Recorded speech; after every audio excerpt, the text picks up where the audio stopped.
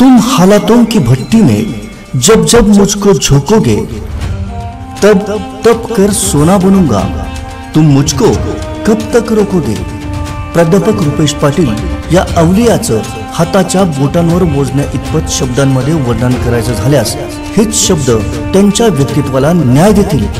कुठल्याही संघर्षाला न घाबरता त्याला थेट सामोरे जाणारा आणि ती लढाई जिंकणारा हा अवलिया आज अनेकांच्या मनावर अधिराज्य गाजवत आहे। प्राध्यापक रुपेश पाटील या नावासाठी आज अनेक हृदयांमध्ये स्वतंत्र जागा आहे। एखाद्या संकटात सगळ्या सरकारी हेल्पलाईन उशिरा प्रतिसाद देतील, मात्र सर्वात प्रथम तुमच्या पाठीशी उभा राहणारे व्यक्तित्व असेल प्राध्यापक रुपेश पाटील। काम कोणतेही असो, तुम्हाला लाख मोलाचं मार्गदर्शन आणि थेट मदत करणारा अवलिया म्हणजे प्राध्यापक रुपेश पाटील। कोकण आणि गोव्याच्या कला, संस्कृती, समाजकारण आणि पत्रकारितेच्या क्षेत्रात अल्पावधीत स्वतःचं वेगळं अस्तित्व अधोरेखित करणारं एक अष्टपैलू नेतृत्व म्हणजे प्राध्यापक रुपेश पाटील। उत्तर महाराष्ट्रात खानदेशातला धुळे जिल्हा, याच जिल्ह्यातल्या नगाव नावाच्या गावातलं हे नररत्न नोकरीच्या निमित्तानं कोकणात आलं आणि कोकणवासियांच्या गळ्यातला जणू ताईतच बनून गेलं।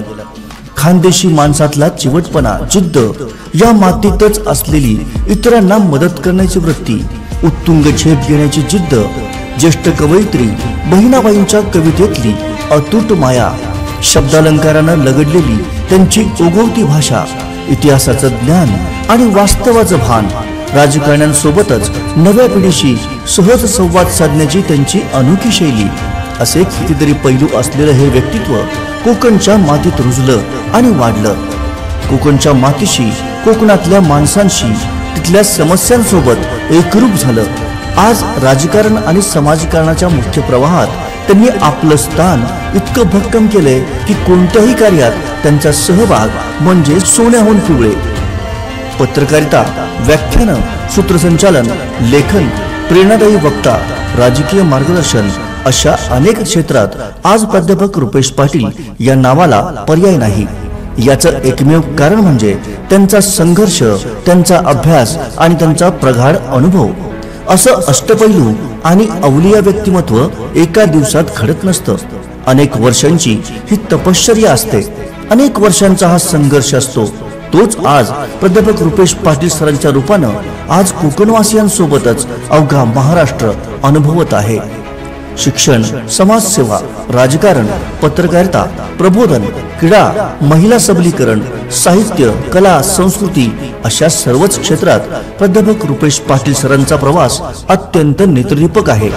ज्वालामुखीसारख्या तप्त भट्टीतनं जसं लक्क सोनं बाहेर पडावं, तसंच हे व्यक्तिमत्व समाजासमोर आलं आणि स्वतःच्या कर्तबगारीवर त्यांनी या समाजाला आपलेसं केलं।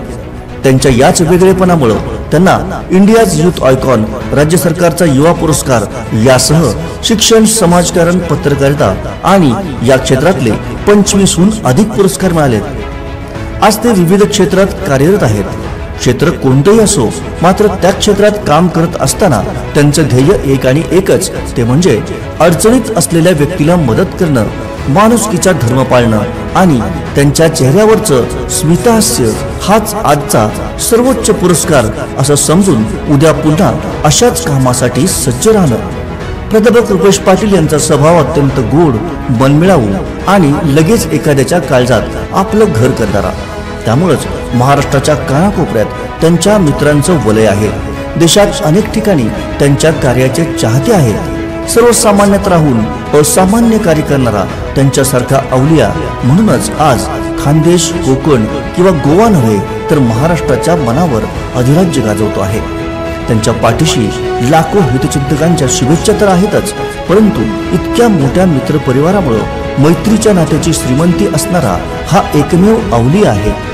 त्यांच्या या कार्याला आणखी बळ मिळो आणि त्यांनी हाती घेतलेली परिवर्तनाची ही मशाल अशीच समाजाला तेजाचा एक नवा प्रकाश दाखवत राहो, हीच त्यांच्या वाढदिनी मनापासून सदिच्छा।